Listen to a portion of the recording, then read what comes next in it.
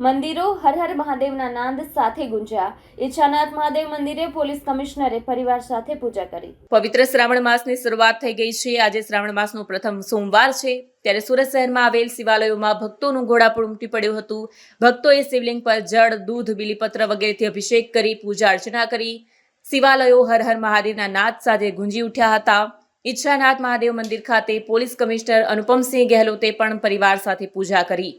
હિન્દુ ધર્મમાં ભારે મહાત્મ્ય ધરાવતા પવિત્ર શ્રાવણ માસની શરૂઆત થઈ ગઈ છે। આજે શ્રાવણ માસનો પ્રથમ સોમવાર હોય સુરતમાં આવેલા મંદિરોમાં ભક્તોનું ઘોડાપૂર જોવા મળ્યું। શહેરમાં આવેલા શિવાલયોમાં વહેલી સવારથી જ ભક્તોની લાંબી કતારો જોવા મળી। હર હર મહાદેવના નાદ સાથે મંદિર પરિસર ગુંજી ઉઠ્યા। સુરતના ઓલપાડ સ્થિત સિદ્ધનાથ મહાદેવ, વરાછાના કર્મનાથ મહાદેવ મંદિર, કતારગામ સ્થિત કાંતારેશ્વર મહાદેવ, અડાજણ સ્થિત ગંગેશ્વર મહાદેવ, ડુમસ રોડ ઉપર આવેલા રૂંઢનાથ મહાદેવ, અથવા લાઇન સ્થિત ઈચ્છાનાથ મહાદેવ, પાલ સ્થિત અટલ આશ્રમ અને જહાંગીરપુરા સ્થિત આવેલ પ્રાચીન કુરુક્ષેત્ર સહિતના મંદિરોમાં ભક્તોનું ઘોડાપૂર ઉમટ્યું હતું। ભક્તોએ શિવલિંગ પર જળ, દૂધ, બીલીપત્ર વગેરેથી અભિષેક કરી પૂજા અર્ચના કરીને ધન્યતા અનુભવી હતી। ખૂબ જ સરસ પ્રશ્ન છે કે સોમવારની પૂજાથી આપણે ફળ શું પ્રાપ્ત થાય। અરે મિત્રો, શ્રાવણ માસ અટલ આશ્રમ પારદેશ્વર મહાદેવ મંચ શ્રી વટુગીરીજી સુરત પ્રથમ સોમવારની શ્રાવણના પ્રથમ સોમવારની દેશવાસીઓને સર્વ ભક્તોને શુભકામનાઓ।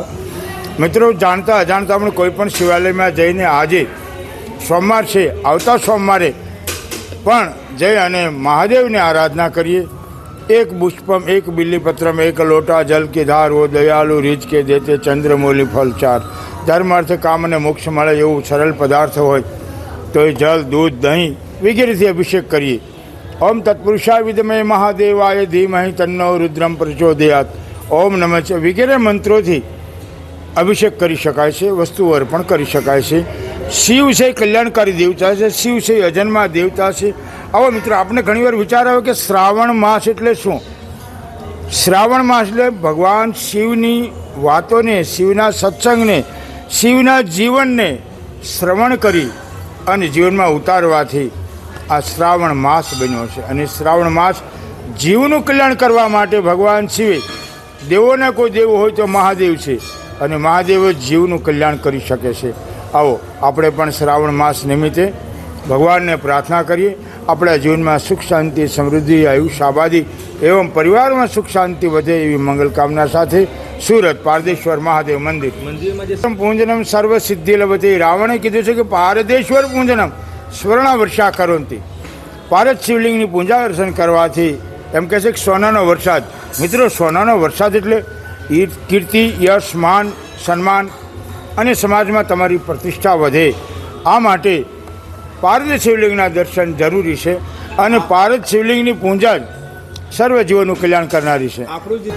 પારદ શિવલિંગની સ્થાપના 2004માં થઈ છે કે 8માં, મને અત્યારે પૂરી, પણ એવું કહે છે કે પારદની પૂજા અર્ચના, જે 12 જ્યોતિર્લિંગની પૂજા અર્ચના દર્શન કરતા હોય એનાથી અધિક ફળ આપનારું હોય તે પારદ શિવલિંગ છે। શાસ્ત્રમાંનું ખૂબ જ મહાત્મય છે, કારણ કે પારદેશ્વર પૂજનમ સર્વ સિદ્ધિ લભતે, એમ કહે છે એના દર્શન કરવાથી પણ સર્વ કાર્યની સિદ્ધિ થાય છે।